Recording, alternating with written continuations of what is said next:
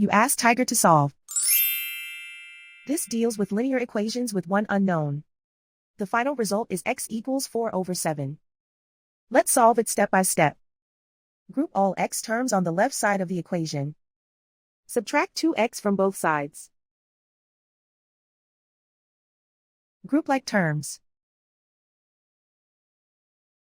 Simplify the arithmetic. Group like terms. Simplify the arithmetic. Group all constants on the right side of the equation. Subtract 3 from both sides. Simplify the arithmetic.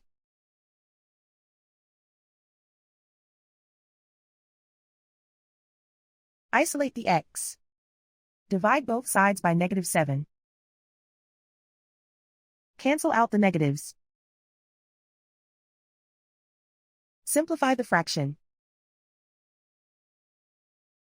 Cancel out the negatives. And so the final result is x equals 4/7.